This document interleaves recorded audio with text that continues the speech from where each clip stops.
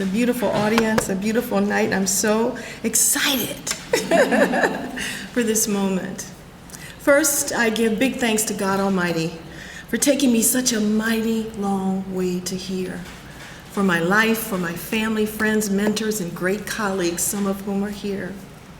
Thank you, Louisiana Endowment for the Humanities, for overseeing the Louisiana Poet Laureate. Thanks to the LEH Poet Laureate panel for their belief in me and my work, for Governor John Bell Edwards for selecting me and our new Poet Laureate in our beloved state. Special thanks to Dr. Olivia Pass, who nominated me, and all those wonderful folks who wrote letters of support for that nomination. Thank you. Thank you to my academic and cultural home of Blacknificence, Dillard University of New Orleans, and their leadership, who continuously supports my endeavors in the arts. To the UNCF Andrew Mellon Foundation, Dr. Cynthia Neal Spence, for their generous support of me over the years, as well as the National Endowment for the Humanities, the Louisiana Division of the Arts, and the Louisiana Division of Folklife. And my literary mentors, Dr. Colleen McElroy, Charles Johnson, Roger Kamenetz. Thank you all.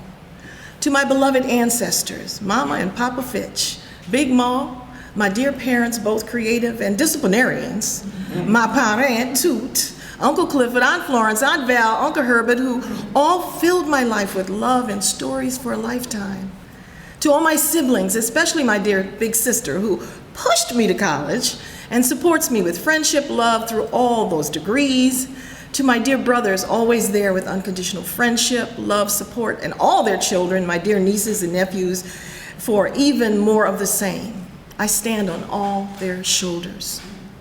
All my dear cousins, especially Connie and Big D, their kids and grandkids who offer family and home in all their ways. Marlene, Herman, Norma, plus longtime friends Jeanette, Donna, Cindy Lou, Sarone, Jackie, plus my posse, the OG walking gang, that's oldies but goodies, walking gang in City Park, and especially my dear former Louisiana Poet Laureates. Thank you all, I love you all.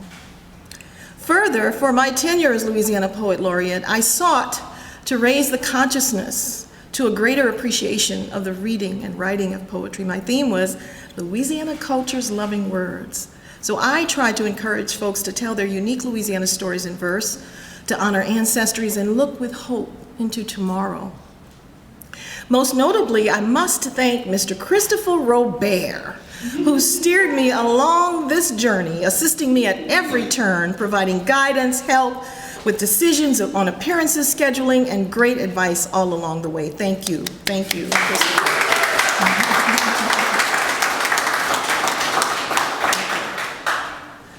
Artists strive not for attention, but for mastery.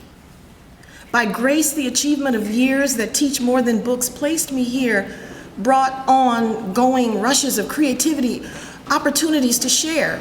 One especially touching moment for me was doing the voiceover for the WWL Black History Month short. It was a singular thrill and an unusual treat. Another was being guest on Great Day in Louisiana. Another was being interviewed by Peggy Scott Laborde and being featured on Reading Life with Susan Larsling, and most recently being interviewed on Lincoln Beach, Our Little Piece of Heaven. My tenure as Louisiana Poet Laureate took me to cultural centers, libraries, from New Orleans to Alexandria to Baton Rouge to Lafayette to Manny, where I learned that the Badlands was that vague border between Texas and Louisiana in the early days of the Wild Wild West, we say now. Criminals crossed into Louisiana there to escape the law. That territory is now a large sportsman's paradise of a lake surrounded by forests of fast-growing pine, harvested every 10 years, planted every 5 years, and ecologically sound. Of course, the fool is to live for. Shout, amen, a woman, a child, smiling all the while. Also in Manny, they placed my name on the marquee of the old theater, now a cultural center. Another thrill to see my name up there and take a picture from my folks.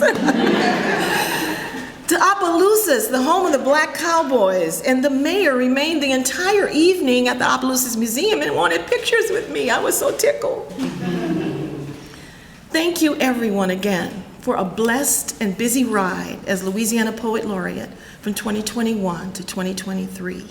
I am forever grateful and honored to have served and to be in that number of outstanding Louisiana poets. Thank you. Now, at the request of our dear Alison Pelegrin, our new poet laureate, I will share just a little bit of verse before I introduce her from Black Creole Chronicles. Black New Orleans for true. Come Mondays, some will never see us, some will never understand, some will only get or dig our sound, our joy, our style, our hip reverb, our lingo, our tales tall and squat as the world. Will they see who or what she or he is or they are? Our crime was being black, our salvation faith, an African ancestry, replete with exuberant arts, adaptable like lizards. We weren't supposed to survive whole. Black Creoles say, now you got the picture with the right pair of drawers on. Creoles burrow, guardians of the Creole groove. Creoles can't stay calm doing nothing. We make guitar or piano solos, or we'll one potato, two potato at play, or make salad with eggs to kiss your papa. Don't much bother folks who wake up to sweet smells of cane syrup laced on galette pie, pan-fried shortening bread. Well, who makes the best oyster stew? Who shucks them best fast? We be doing us, but we don't mind waiting to see the Lord. In the meantime, we tell our kids there's ancestors in our veins. We, called to the battlefield of life, turn stumbling blocks to skipping stones, slip, slap, smile, or frown. Stories turn our necks around. Hold somebody's good in mind. Be safest in someone's prayers. Now that's between you and me and the gatepost, you heard me? That's between you and me and the gatepost, you heard me? We live in the Crescent City on the inside of good luck, the right side of blessings, past front steps and porches. We're a giving thanks and praying town. Contrary to popular opinion, there's more churches than bars. Annually, we count the storms missing us, laugh and thank you, Lord, for another safe season. And in the middle of smiles, we see each other and wish y'all well until we chew the fat on the gallery again. Hey, he looks like Uncle Brother. No, he look like Jesse Hill. Who that? Mr. Oopoo Baba Do himself. Oh, they did that dude bad. Buried in Holt Cemetery. What? Potter's Field. No lie, that's Kapu. Black Creole for bad luck. Uh-oh, got a step. Need to find a stump to fit and rest my rump. Chew some pecans later. Oh, I wanna tell you about Oopoo Ba-Doo. You know they call me the most. Oopoo Ba-Doo. You know they call me the most. And I won't stop trying till I create a disturbance in your mind. And now the moment for which we are here, the inaugural public presentation of our newest poet laureate, the Alison Pelegrin.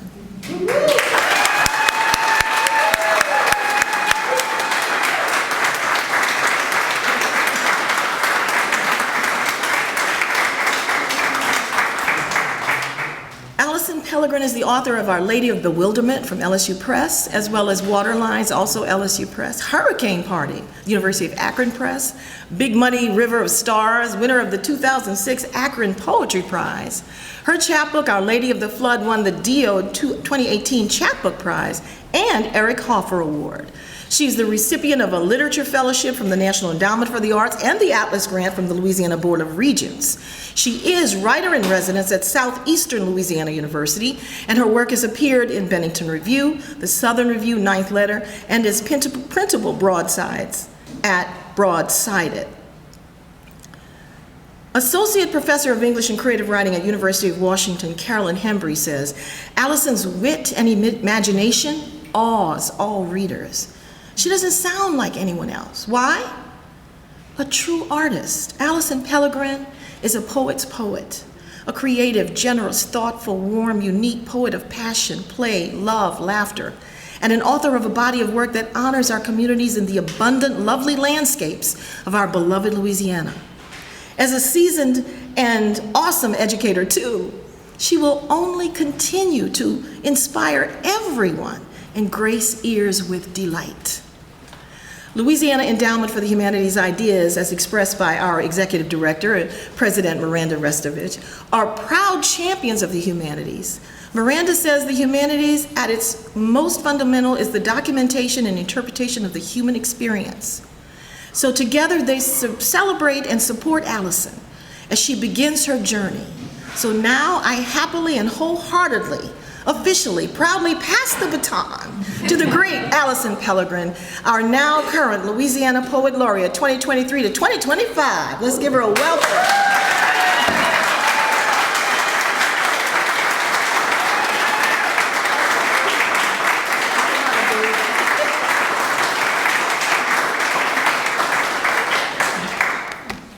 Thank you so much.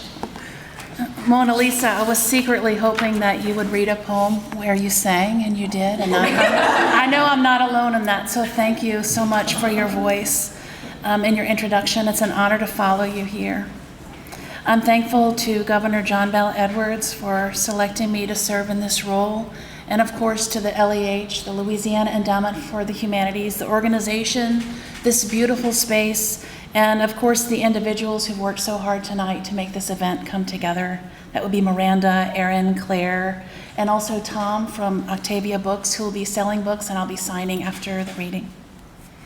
My family here as well, some of my family, and they put up with a lot having a poet in the house. So thank you all for that. Not too long ago, I was asked when I first came to poetry, and I wish I could go back and answer again, because I now that the moment has passed, I remember the moment exactly.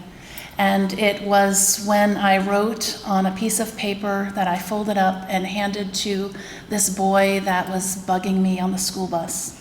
And I'll recite that poem to you, which said, "Shut up."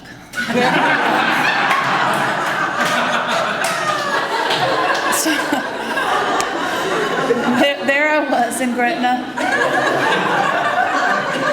much like Sappho, right? Composing fragments, a spondee. It was my first mic drop, and it just felt so good. And it's funny, but I knew what I wanted to say, but I couldn't say it until I wrote it down, and that's what poetry has brought me. Not the remnant on the scrap of paper, but the act itself, that invisible overflow of emotion made tangible. That moment when your voice vibrates and leaves a mark. I'm sure we all understand how poetry starts before words, when you see a child pointing at something and saying, ooh, ooh, ooh, before they have language. Lamentations, ooh la la, on repeat, right where you stand. Like me, I was born, I felt invisible. I witnessed my first beauty in the form of Louisiana's best superior palette of swamp overflow against a gray sky. I backsassed, I listened to the same songs on repeat, and my mouth got me in trouble, even though my mind moves at the speed of a possum, which means that without fail, the perfect comeback hits me, but it's not until days, weeks, or months after the fact. But you see, when you have that poison pen, it doesn't matter, right? The poet always keeps score. It's always been poetry for me.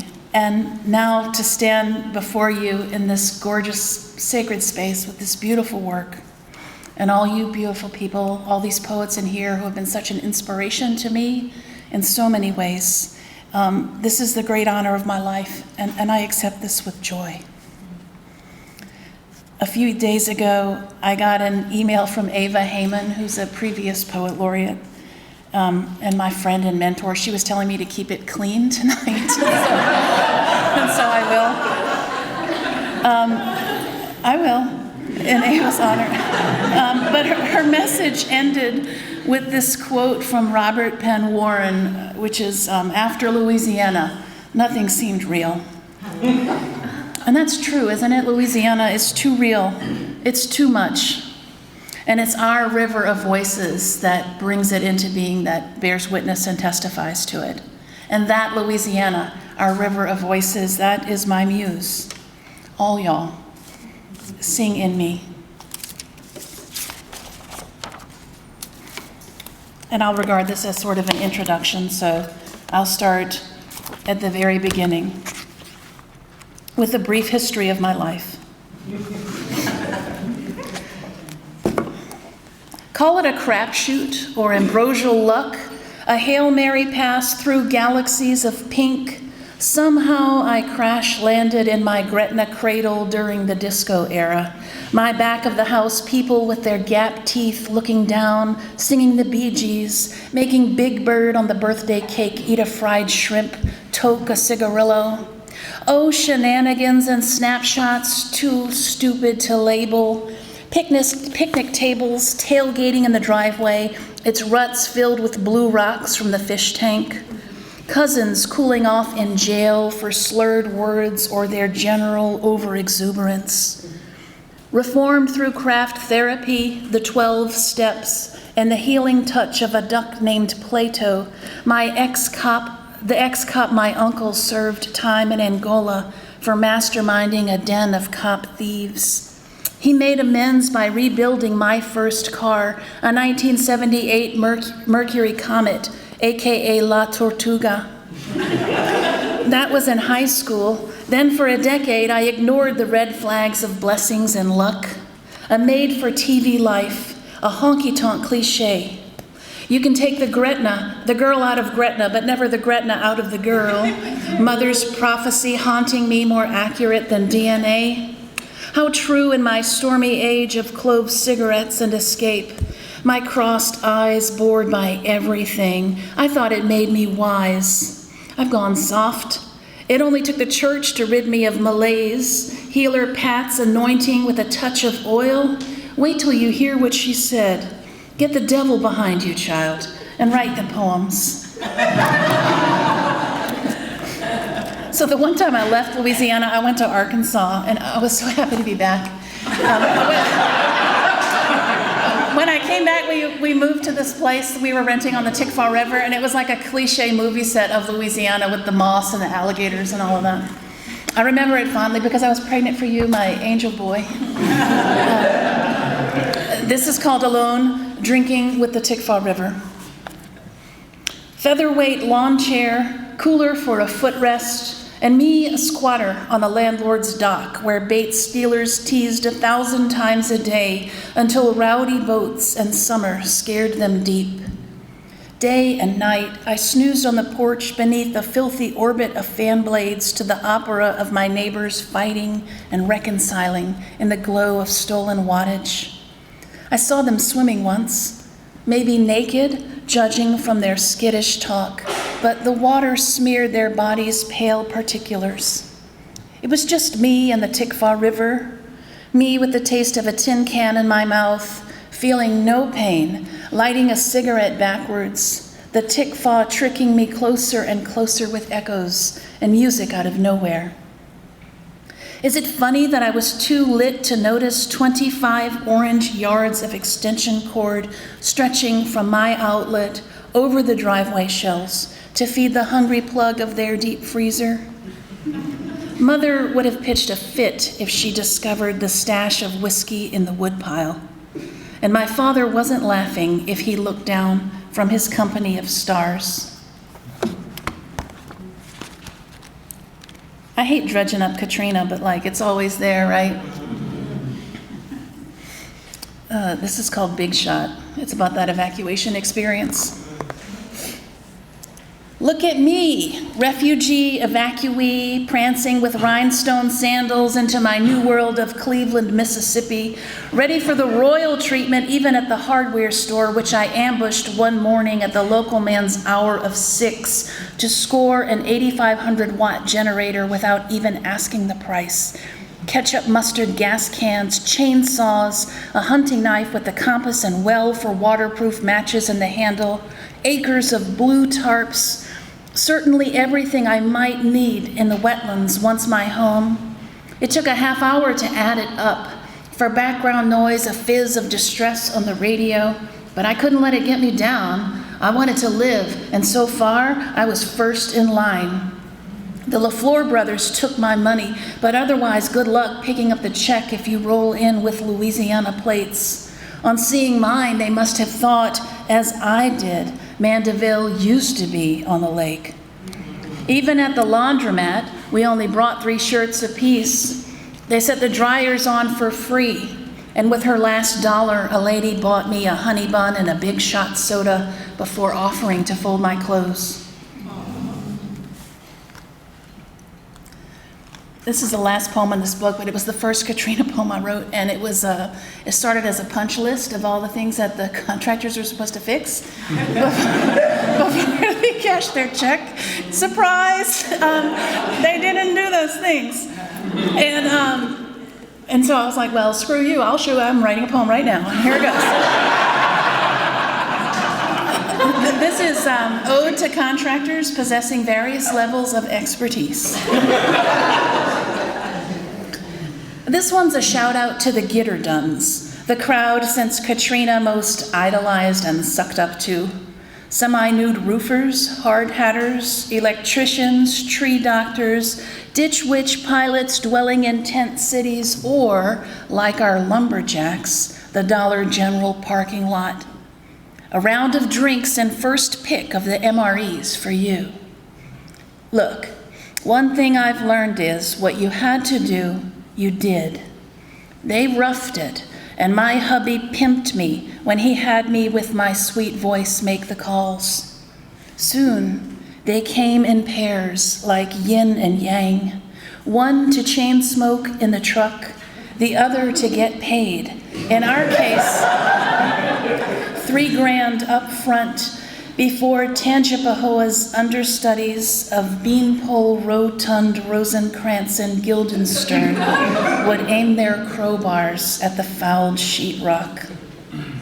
With no other prospects, we hired them on the spot, feeling at once swindled and spared on that first day and then the next, when nothing happened until dusk, and then it came down all at once, skeleton walls, and sheetrock ready to float before we could line up shingles or a roofer. Sometimes the vision doesn't translate to the page. I'm not even sure I'm mad with them for soaking brushes in my Calphalon roasting pan and deciding we'd be fine if they used the toilet as an ashtray. Boys will be boys. They finished soon enough. Maybe because we were nearing the end, I like the last ones best. Scientologists out of Lafayette that we hired away from a neighbor. I learned to barter with this crew, long necks for the long-lost secrets of the split jam door.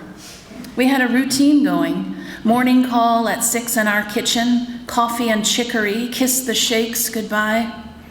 One day we had the photo albums out, looking for a background shot of where the plastered over phone jack used to be. Like children, like the rest, they moved along and never called. A fiction, what I knew so well. No proof but dirty thumbprints and memory of their tattoos which slurred "we're into knives." A broken record, the blue lines of their body art. Dagger, dagger, dagger, dagger, heart.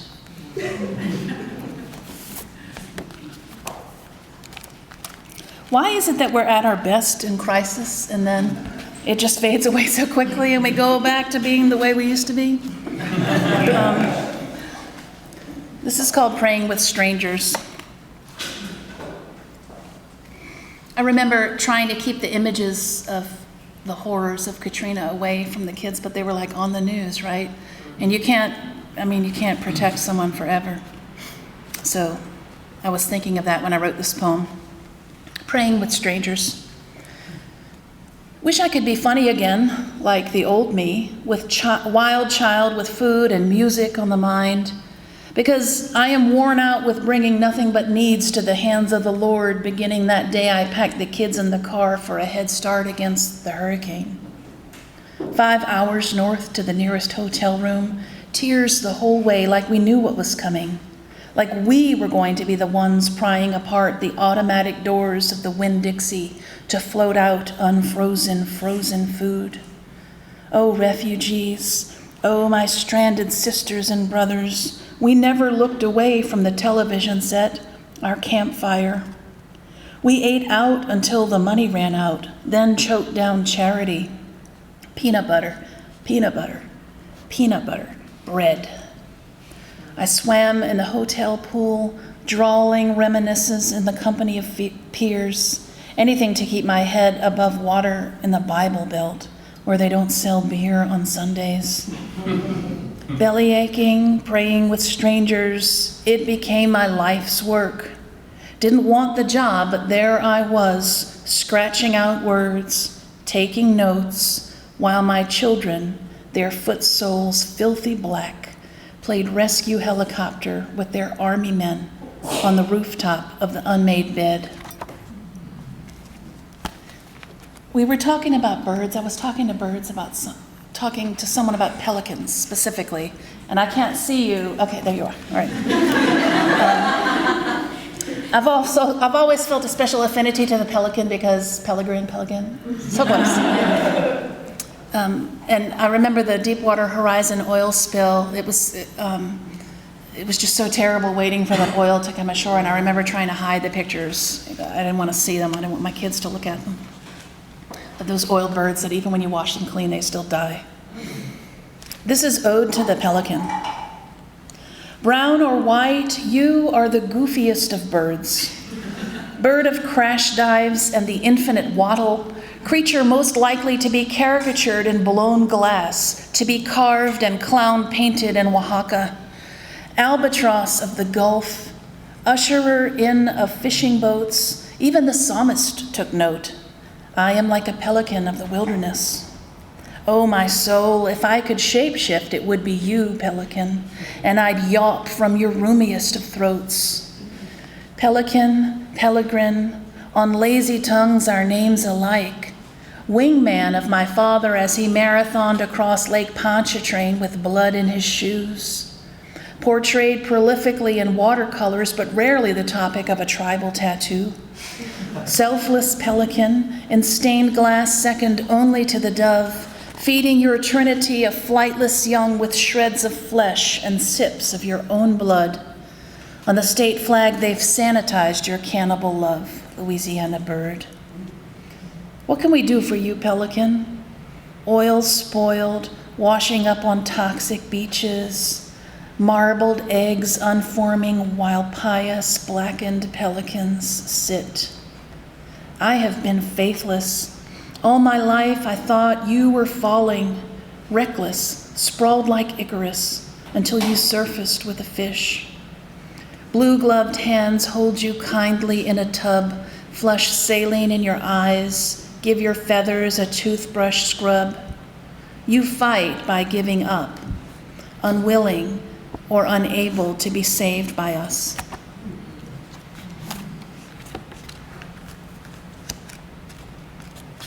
Anybody have that experience of being where you know you are, but you don't recognize it because all the trees fell down or all the houses are different? That I kind of still have that experience. No matter, even though I know where I am, I don't really know where I am. Maybe that's a poet thing.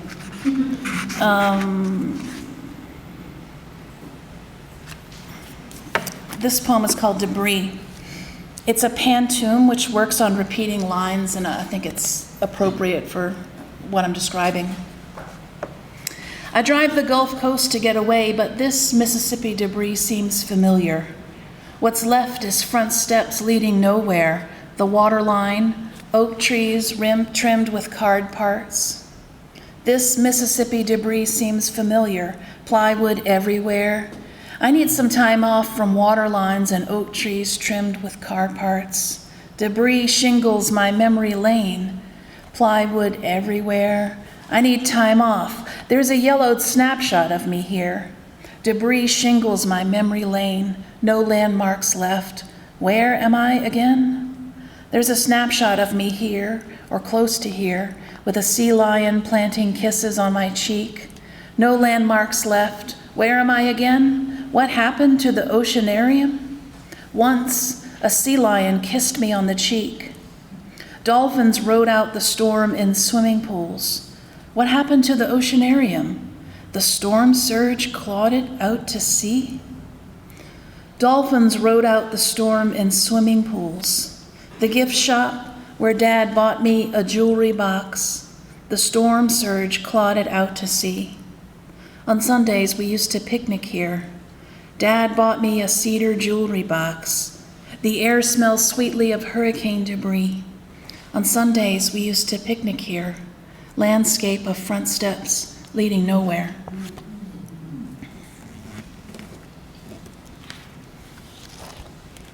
More on birds. What is it about Sportsman Paradise that makes people see a beautiful bird and then shoot it down? I don't get it. And it's something I've spent a lot of time thinking about. I was speaking with someone about, I used to work in a special collections library, and one of my jobs was to wear white gloves and turn the pages on the Audubon portfolio while people oohed and awed. And I don't know if I should say this, I know I'm on camera, but I just hated those paintings because I know they were dead. They just looked dead. Brad agrees, so it's good. Okay. And I just hate it. I would be not sad if I had torn one when I didn't, but I wouldn't have been sad. So anyway, this is Birds of Murica, and I know you all know how to spell that. Right? Okay. Anything goes with guns among the bearded ones of Sportsman's Paradise. If it flies, it dies. And they field dress it or mount it on a cypress stump for the man caves of tomorrow. With swallow-tailed kites overhead, hawks and kingfishers at rest, a screech owl whirling from ditch to ditch across the bike path, I've learned to stifle my delight for fear they'll be shot, retrieved by dogs with bites trained on barbed wire. It's safer to marvel over plentiful buzzards and crows jaywalking the entrails buffet, and purple martins as they bum rush sunset, too common or too fast to catch, like flecks of ash rising into pastel clouds.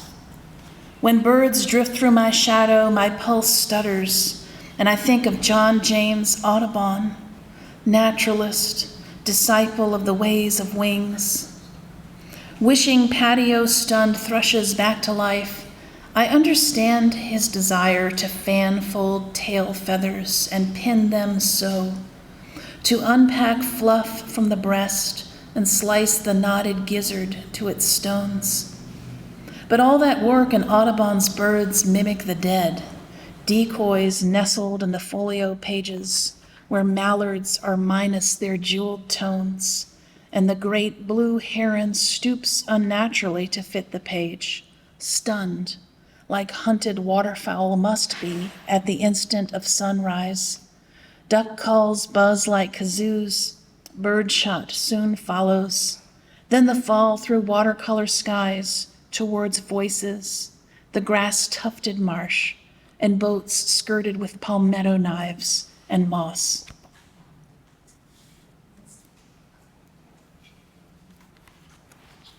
My cousin's here keeping me honest, so I've got to give some Gretna poems.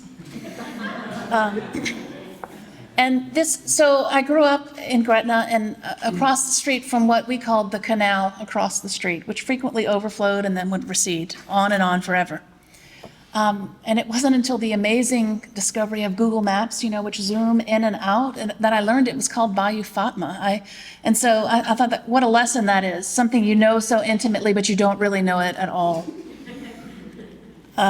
So this poem is called The Ghosts of Bayou Fatma. The view from Google Maps confirms that what the rich kids teased is true. Where I grew up, all of the houses look alike. Inside of which did I practice the trumpet? Where did I prepare my role of gypsy for dance recital and earn my porn star name Comanche Bellmead and pray that Dolly Parton would adopt me as her daughter? Where is the willow tree I ran off to, Nashville bound, a fallen angel in training? Nobody noticed. Bystander now, I see the water first. Tangled snake, a noose around my life, fringe that swelled and shrank at will. I never boated on it or ate from it. If I fished, It was as a spectator to the violence of something half dead hauled up to the banks, squirming as I squirmed, while the boys flayed away with pocket knives and throwing stars, plotting always for the bigger kill. All my life I thought it was a canal across the street in which they rinsed their hands and the nutria's extracted teeth, in which I drowned my secrets as offerings to mammoth catfish down low bottom feeding, invisible but for whiskers breaching the muck. I thought it was a canal that ate my diaries, but on the map I see the name in white, Bayou Fatma. Bayou, another Choctaw word, and Fatma with a meaning I can't find. I'll have to die or pull away from earth for the waters to seem blue again. But for now, I am content to zoom in warp speed so that the greens bush out and then expose the time of day with cypress tree shadows angled down the road. I see my driveway and the dead-end side, water across the street, houses built on what were wetland woods, and proof of what I always feared. Catfish or maybe gar, canoe-sized ghosts of all the undead things we left behind, thrashing in the mud of Bayou Fatma. And so I'm a firm believer in stealing titles and lines from other poets. So, for example, this one I stole from Basho, and I'm sure he'd be totally fine with that. Seriously. It's even in Gretna, hearing the cashier talk, I long for Gretna.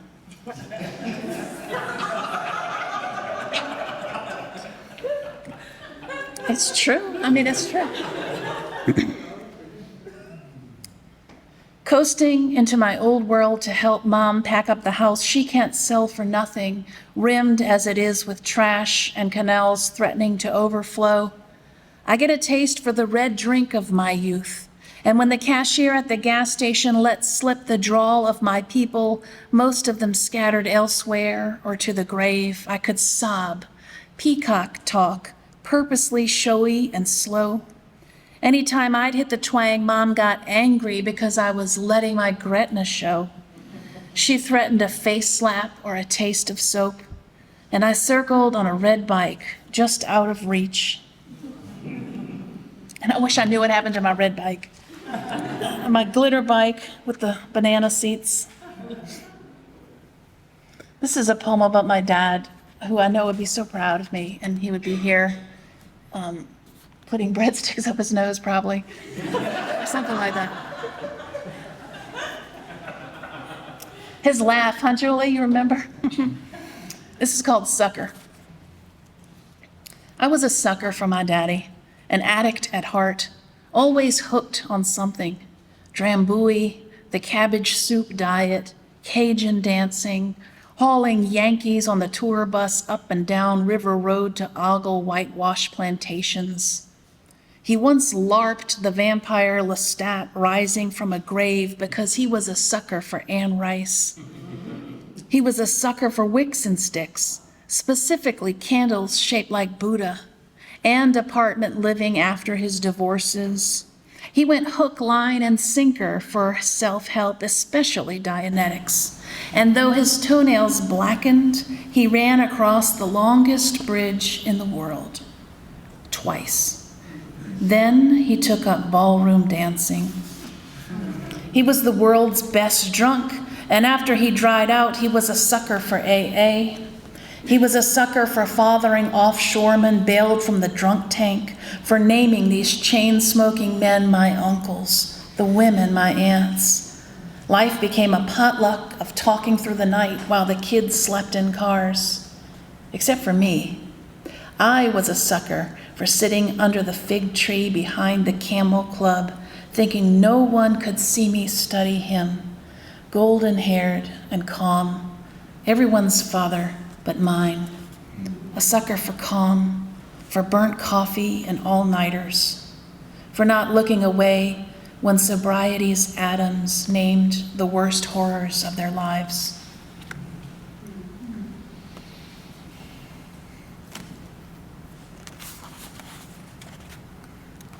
Emily Dickinson wrote about her flood subject, which was immortality.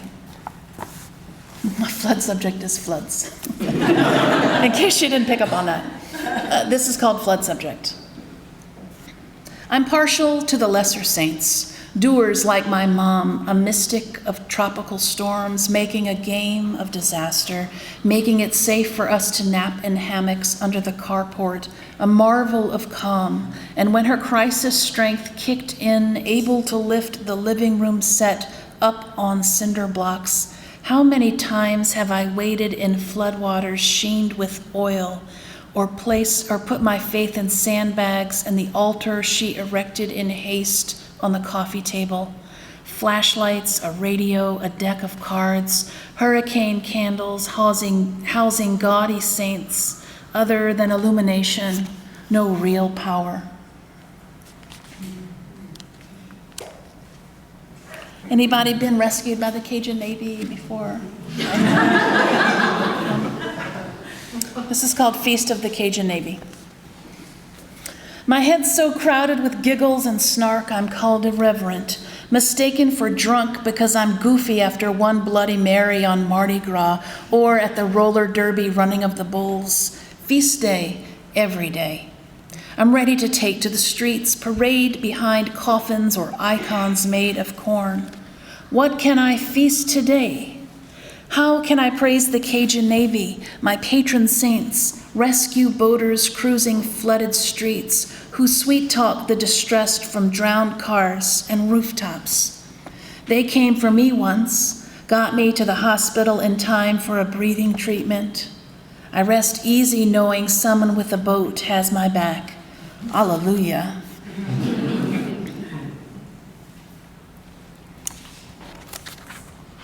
I've always had an affinity for bad tattoos. I don't know why. Especially when they're misspelled like regrets or regrets. And so this poem is called Our Lady of No Regrets, which is misspelled. And it hits differently now that one of my sons has started to acquire tattoos. Our Lady of No Regrets. Prevention of bad tattoos must be your side hustle. A part-time ministry. With respect, Queen of Inky Heaven, a few too many permanent atrocities have escaped your intervention. Just when it seems the world of ink has collected its wits, another troll with armpit hair is born, or a Patrick Swayze centaur in a rainbow breeze. So many RIPs, so many mama's boys, so many portraits of you take liberties, from reverent to sexy but still chaste, to Dia de los Muertos Mary, rainbow Cupid with a fleshed out skull, gown lifted, revealing pistols on juicy half-spread thighs. Are you angry to have been made slutty, sweet lady? What's better, to be forgotten or to mingle on the flash art wall among vixens with spade-tipped tails? Mother to so many bad-inked guys and dolls, how do you stay calm? My mother wept over my tattoo, a fish in multicolor flames swimming up my back. Bad ink claims nothing lasts forever, except of course, YOLO spelled in penises. A jigsaw puzzle face, and sorry mom stamped across the knuckles of two fists. But what about a mother's grief over children delivered with no guarantees? They are born, they whine, they steal change from your purse, they pierce their ears and brand themselves with ice. No blank space on their baby skin to mark with kisses, only scribbles.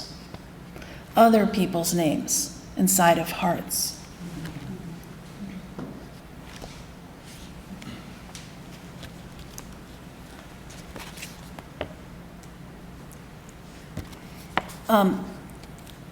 Yes, I did light a match on my zipper one time in Bogalusa. I'll just say that. And this is called apology. Why did I pretend to hate bunking at Rosaryville for band camp? My fixation on whitewashed Jesus and the Sisters Cemetery was uncool. I pretended to choose that path so I could sneak cigarettes and conjure my pranks in peace. My grandfather taught me to rub a bar of soap over my double-socked toes, and thanks to that hack, I could march forever in my majorette boots. He also trained me in Marine Corps hijinks, and it was my pleasure to muffle a trumpet solo, to hop out of step on purpose and keep it up for miles, just to see the sisters scowl. I loved Mardi Gras, the parade, mammoth breasts painted with faces, the crowd adorning me and my horn with beads that looked like fun-loving rosaries. When I made up things to tell the priest they sent in to hear confessions, more than the lies, my intent was to make him feel useful. I am going to hell, which I was clueless then, and only a few years removed from having tangible regrets, like that night in a honky-tonk when I struck a match on my zipper to keep a creep at bay. I knew my plan backfired when he leaned in and whispered, "Hot pants." These days, drink in hand, I boogie when the marching bands pass. I don't know exactly what I'm sorry for, but it's bothered me my whole life.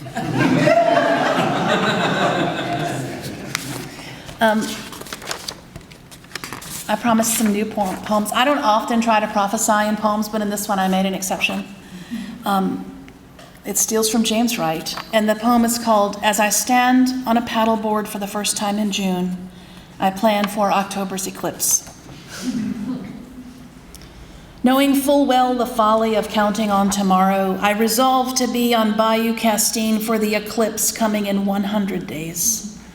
I've got solar glasses and a flashlight to wear around my neck, and I'll pack a flask, because if you're not reading boat names and sipping bourbon on the bayou during the solar eclipse, why even bother? But now it is summer, and I live for darkness where it is cooler, roaming the yard in board shorts and Crocs.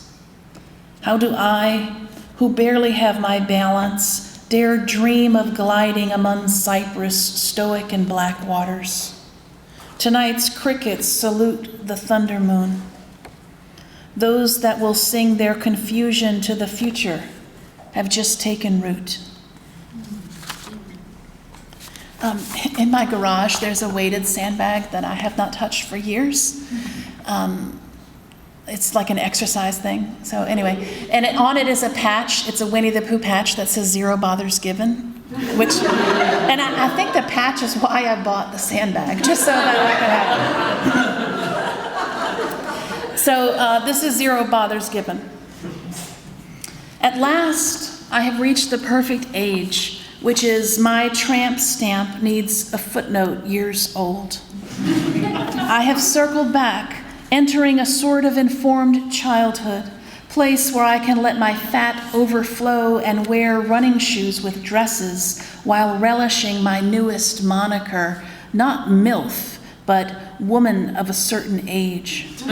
Woman abandoned by decorum, who voices beliefs and pet peeves so deeply tamped down, their release is almost sexual. All lapdogs get on my nerves. Today's students whine too much, and to hell with high fantasy, The Hobbit most of all. I can finally say to the mystic crew of mansplainers and the flag-happy truckers in this Malone LaBay wonderland, no one's treading on you, sweetie. And even though putting it in a poem is barely saying it at all, I feel brave and sort of emboldened, and I wish I had started sooner, so there might be a spot for me in the Zero Bothers Hall of Fame, alongside that woman at Walmart who caged her own fit-pitching child with an inverted shopping cart. Chaucer knew the sensation of yodeling down the mountain on the shorter side of life, The life so short, the craft so long to learn. Let the world be what it is, a dumpster fire where robots write the poems. As for me, moody grandam of fickle tastes, I demand that my chain letter to the world be forwarded to as many people as possible before it self-destructs. Before I do. I'm cranky already, stitching curse words in silk, shimmering proof of my ill will. It won't take much. A pinprick would do it, to send me over the edge.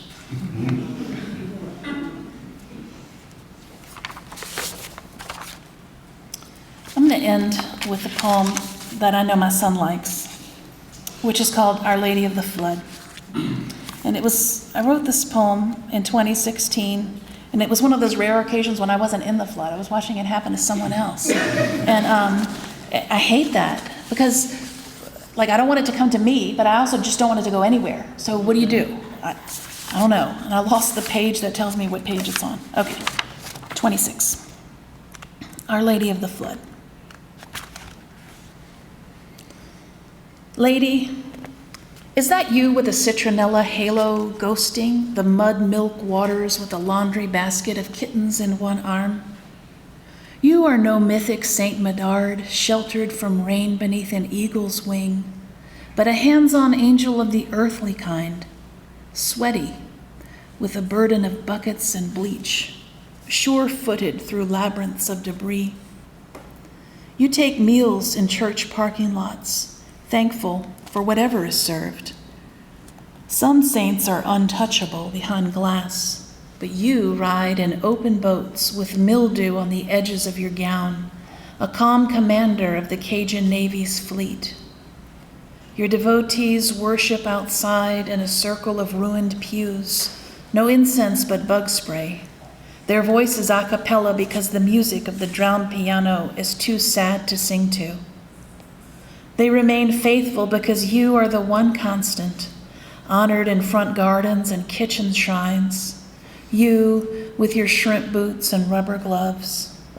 Without flinching, you lead and they follow, walking on water in the safety of each other. Miranda's going to come back up here, and I thank you for being here and for your attention.